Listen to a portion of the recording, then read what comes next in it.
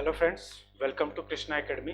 दोस्तों, मेरा नाम है कृष्णा मिश्रा और आप सभी का कृष्णा एकेडमी के यूट्यूब चैनल पे बहुत बहुत स्वागत है। आज है 15 जुलाई 2022 और आज के हम लोग कुछ महत्वपूर्ण करंट अफेयर्स को देखेंगे। उसके पहले हमने जो कल के करंट अफेयर को पढ़ा था उसका हम लोग शॉर्ट में रिविजन कर लेते हैं। तो हमारे कल के करंट अफेयर का पहला क्वेश्चन था कि देश का पहला कार्बन न्यूट्रल हवाई अड्डा हाल ही में कौन बना है। तो याद रखिएगा कि यह लेह हवाई अड्डा बना है। हमारा दूसरा क्वेश्चन है कि नई शिक्षा नीति को लागू करने वाला देश का पहला राज्य कौन बना है, यानी कि न्यू एजुकेशन पॉलिसी को प्री प्राइमरी में लागू करने वाला देश का पहला राज्य कौन बना है। तो उत्तराखंड बना है। हमारा अगला प्रश्न है कि विश्व स्वास्थ्य संगठन के अनुसार किस देश में मार्बर्ग वायरस के 2 संदिग्ध मामले सामने आए हैं। तो यह कहाँ आया है। तो यह घाना शहर आया है। ठीक है।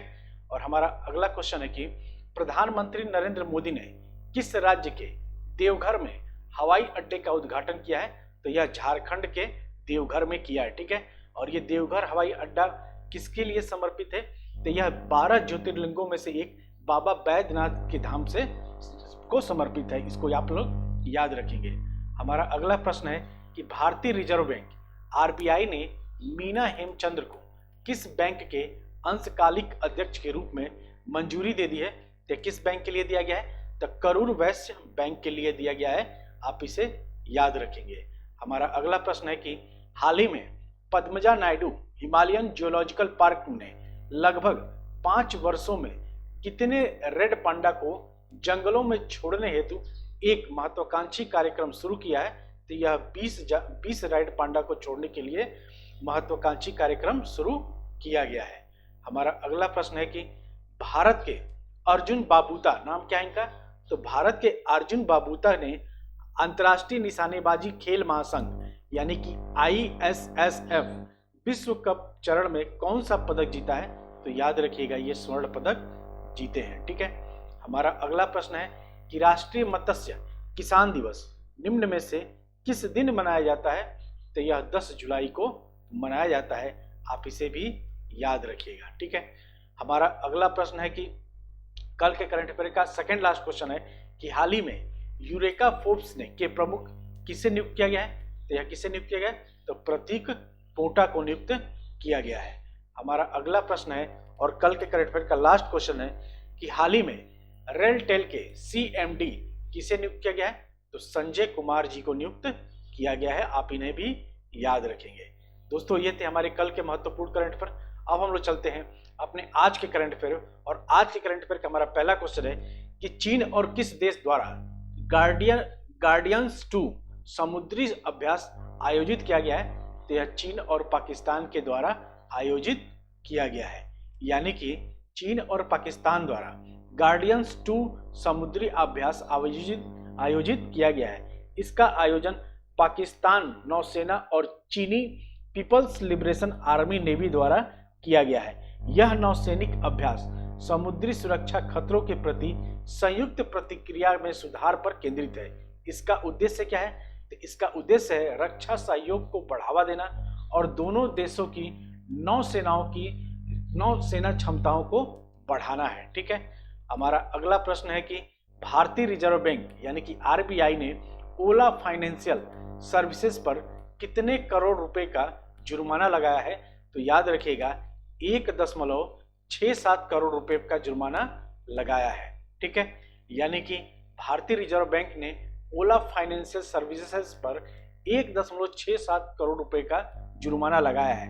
RBI ने कहा कि जांच में पाया गया कि ओला फाइनेंशियल सर्विसेज KYC को लेकर जारी निर्देश का अनुपालन नहीं कर रहा है। यानी कि KYC को लेकर जारी निर्देश को जो अनुपालन नहीं कर रहा है, इसी कारण RBI ने ओला फाइनेंशियल सर्विसेज पर कितने करोड़ का जुर्माना लगाया है। तो 1.67 करोड़ रुपए का जुर्माना लगाया है। और आज के करंट अफेयर का हमारा मोस्ट इंपॉर्टेंट क्वेश्चन है कि किस देश की राजधानी एडिनबर्ग दुनिया का सर्वश्रेष्ठ शहर है। तो याद रखिएगा कि एडिनबर्ग किस देश की राजधानी है। तो स्कॉटलैंड की राजधानी है। यानी कि स्कॉटलैंड की राजधानी एडिनबर्ग दुनिया का सर्वश्रेष्ठ शहर है। लेकिन अभी मैं आपसे पूछूं कि कौन सा शहर रहने के लिहाज से दुनिया का सर्वश्रेष्ठ शहर है। तो ये आप कमेंट करके बताइएगा, ये मैंने बताया रखा है, ठीक है। उसी तरीके से हमारा दूसरा प्रश्न है आज का, ये भी आपको कमेंट करके बताना है कि छात्रों को रहने के लिहाज से भारत में सबसे सर्वश्रेष्ठ शहर कौन सा है, ये भी आप कमेंट करके बताना है। यानी 2 क्वेश्चन का कमेंट करके बताना है कि दुनिया में रहने के लिहाज से सर्वश्रेष्ठ शहर कौन है, और दूसरा भारत में छात्रों के रहने के लिहाज से दूसरा सर्वश्रेष्ठ शहर कौन है, ये आप कमेंट करके बताएंगे। क्योंकि हाल ही में इन दोनों क्वेश्चन को मैंने करंट अफेयर में करा रखा है, ठीक है। यानी कि टाइम आउट 2022 इंडेक्स के अनुसार स्कॉटलैंड की राजधानी एडिनबर्ग दुनिया का सर्वश्रेष्ठ शहर है। इस सूची में शिकागो, मेडेलिन, ग्लासगो, एम्स्टर्डम, प्राग और माराकेच का स्थान है। बर्लिन, मॉन्ट्रियल और कोपेनहेगन टॉप 10 शहरों में शामिल है। वहीं इस सूची में भारतीय शहरों की बात करें तो मुंबई 14वें स्थान पर है, ठीक, और दिल्ली 26वें स्थान पर है। तो आप इसे भी याद रखेंगे। हमारा अगला प्रश्न है कि निम्न में से कौन सा देश प्रत्येक वर्ष 14 जुलाई को राष्ट्रीय दिवस के रूप में मनाता है, जिसे बास्तील दिवस भी कहा जाता है। तो यह कौन सा देश मनाता है, तो यह फ्रांस देश मनाता है। आप इसे याद रखेंगे। यानी कि फ्रांस प्रत्येक वर्ष 14 जुलाई को राष्ट्रीय दिवस के रूप में मनाता है, जिसे बास्तील दिवस भी कहा जाता है। 14 जुलाई सन 1789 को सैन्य किले और जेल के रूप में मशहूर बास्तील के पतन का प्रतीक है, जब गुस्साई भीड़ ने उस पर धावा बोल दिया था, जो फ्रांसीसी क्रांति की शुरुआत का संकेत था और फ्रांसीसी रिपब्लिकन आंदोलन के लिए एक महत्वपूर्ण प्रतीक बन गया था। फ्रांसीसी राष्ट्रीय दिवस को औपचारिक रूप से फ्रांस में ला फेंट नेशनल कहा जाता है। तो आप इसे भी याद रखेंगे। हमारा अगला प्रश्न है कि किस देश की सरकार ने पूर्व राष्ट्रपति शिंजो आबे को मरणोपरांत सुप्रीम ऑर्डर ऑफ द क्राइसेंथमम से सम्मानित करने का निर्णय लिया गया है। तो यह किस सरकार द्वारा किया गया है, तो यह जापान के सरकार द्वारा ही किया गया है। और इनको हाल ही में, यही है शिंजो आबे, जिनको हाल ही में गोली मारकर हत्या कर दी गई। और उस समय गोली मारा गया जब ये भारतीय सभा, मतलब जापानी सभा का सम्मेलन में बोल रहे थे, मतलब भाषण दे रहे थे।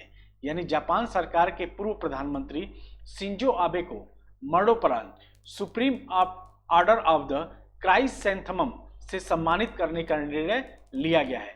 शिंजो आबे जापान के सबसे लंबे समय तक प्रधानमंत्री रहे हैं। वह संविधान के तहत जापान के सर्वोच्च सम्मान प्राप्त करने वाले चौथे पूर्व प्रधानमंत्री है। तो आप इसे भी याद रखिएगा, ये चौथे पूर्व प्रधानमंत्री तो चौथे हैं। और यह जापान का सर्वोच्च सम्मान है जो जापान के सम्राट मेजी ने सन 1876 में ग्रैंड कार्डन ऑफ द ऑर्डर की स्थापना की थी। शिंजो आबे की 8 जुलाई 2022 को उस समय हत्या कर दी गई जब वह नारा शहर में जनसभा को संबोधित कर रहे थे। हमारा अगला इंपॉर्टेंट क्वेश्चन है कि हाल ही में किस देश द्वारा ब्रह्मांड में डार्क मैटर का पता लगाने हेतु लक्स जैपलिन नामक अत्यधिक संवेदनशील प्रयोग किया है। तो यह किसने किया है, तो यह अमेरिका ने किया है। आप इसे भी याद रखिएगा, ये आपके एग्जाम के लिए मोस्ट इंपॉर्टेंट क्वेश्चन है। यानी कि हाल ही में अमेरिका द्वारा ब्रह्मांड में डार्क मैटर का पता लगाने के लिए एक्स जैपलिन नामक अत्यधिक संवेदनशील प्रयोग किया गया है। इससे पहले यह जांच करते हुए कि डार्क मैटर का आकार कुछ आकाशगंगाओं के केंद्र में तारों की गति को कैसे प्रभावित करता है, जिसमें वैज्ञानिकों ने पाया कि अवरुद्ध आकाशगंगाओं में डार्क मैटर हेलो के माध्यम से अक्ष के बाहर झुकने के कारण को समझा जाता है। डार्क मैटर उन कणों से बनता है जिनमें आवेश नहीं होता है। इस चीज को आप याद रखना है, ठीक है। हमारा अगला प्रश्न है कि केंद्रीय खान मंत्री प्रहलाद जोशी ने किस शहर में खान और खनिजों के 6ठे राष्ट्रीय सम्मेलन का उद्घाटन किया है। तो यह किस शहर में किया है, तो याद रखिएगा कि दिल्ली में इसको किया गया है, ठीक है।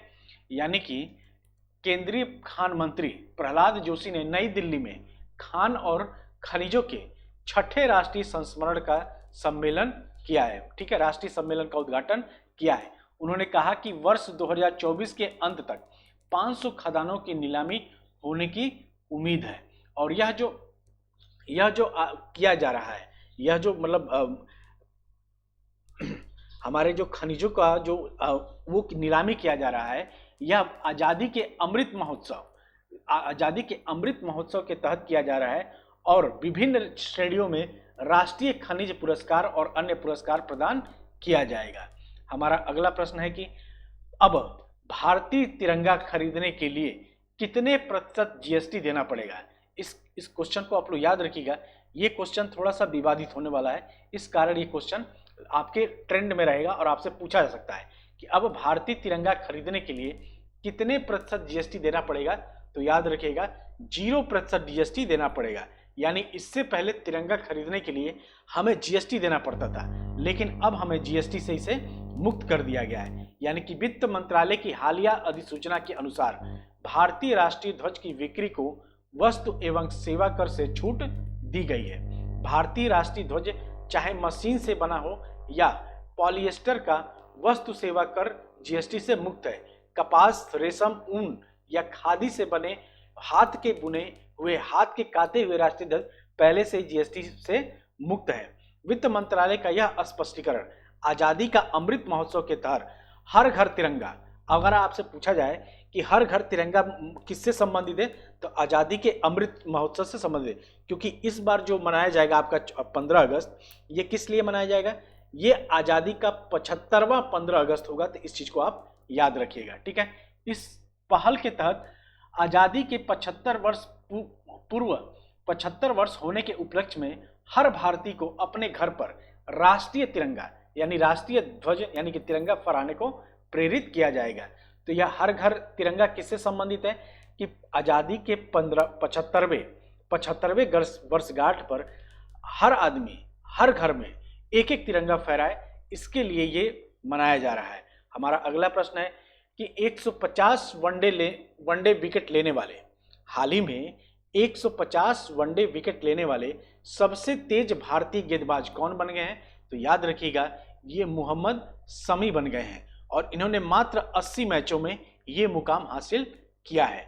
यानी कि मोहम्मद शमी केनिंगटन ओवल में पहले भारत बनाम इंग्लैंड वनडे में सबसे तेज 150 एक दिवसीय विकेट लेने के वाले भारतीय गेंदबाज बने हैं। सीमर ने 150 वनडे विकेट केवल 80 मैचों में लिया है। अगर मैं बात करूं कि वनडे प्रारूप में सबसे तेज 150 विकेट लेने वाले भारतीय कौन कौन रहे हैं, तो पहला स्थान मोहम्मद शमी का है, जिन्होंने मात्र 80 मैचों में 150 विकेट लिया है। लेकिन अजित अगरकर ने 150 विकेट लेने के लिए 97 मैच खेले हैं और वहीं जहीर खान ने 103 मैच में 150 विकेट लिया है। तो आप इसे याद रखिएगा, यह आपके एग्जाम के लिए इंपॉर्टेंट क्वेश्चन है। और अगला और आज का हमारा लास्ट क्वेश्चन है कि द मैकमोहन लाइन नामक पुस्तक के लेखक कौन है। तो याद रखिएगा जनरल जे सिंह है, ठीक है। कौन है, तो general J Singh the McMahon line पुस्तक के लेखक हैं।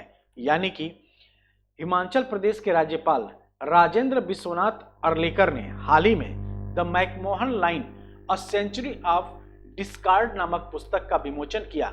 यह पुस्तक अरुणाचल प्रदेश के पूर्व राज्यपाल और पूर्व नौसेना अध्यक्ष जनरल जे सिंह द्वारा लिखी गई है।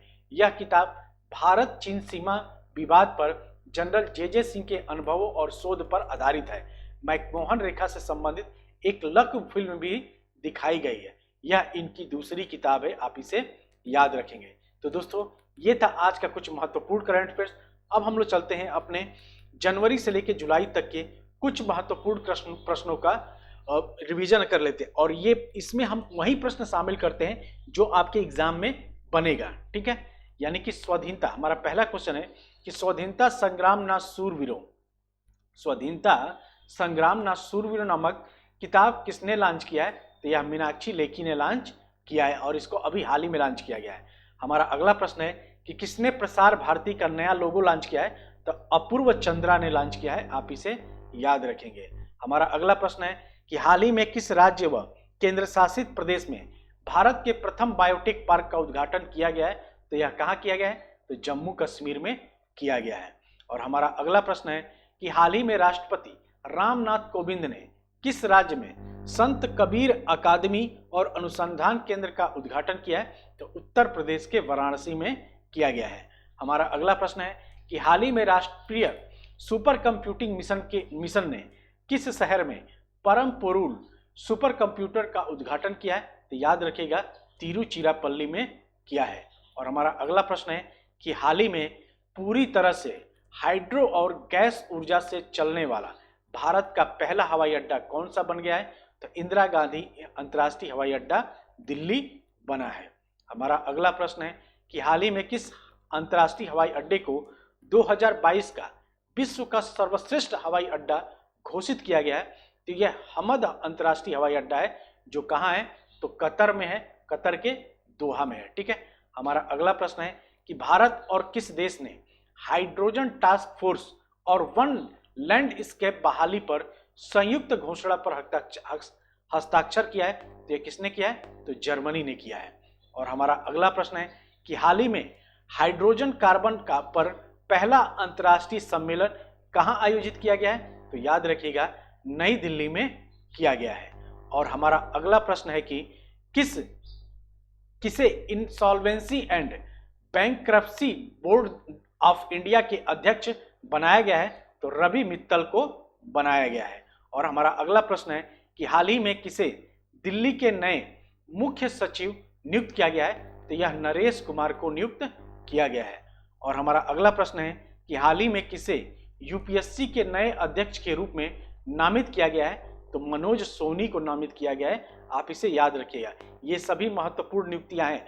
जैसे मैं पूछूं कि हाल ही में किसे दिल्ली के नए मुख्य सचिव नियुक्त किया गया है? तो नरेश कुमार को नियुक्त किया गया है। किसे insolvency and bankruptcy of India का अध्यक्ष बनाया गया? तो रवि मित्तल को बनाया गया है। और यूपीएससी का चेयरमैन किसे बनाया गया? तो मनोज सोनी को बनाया गया है। आप इसे याद रखेंगे। तो दोस्तों ये थे आज के कुछ महत्वपूर्ण करंट अफेयर्स जो आपके एग्जाम के लिए मोस्ट इंपॉर्टेंट है। तो इसको आप लोग रिवीजन करते रहिए, बार बार रिवीजन करते रहिए। बार बार रिवीजन करेंगे तो करंट आपका एक भी क्वेश्चन गलत नहीं होगा आपके एग्जाम में। तो चलिए मिलते हैं अगले वीडियो में। तब तक आप सभी अपना ध्यान रखिएगा। जय हिंद, जय भारत।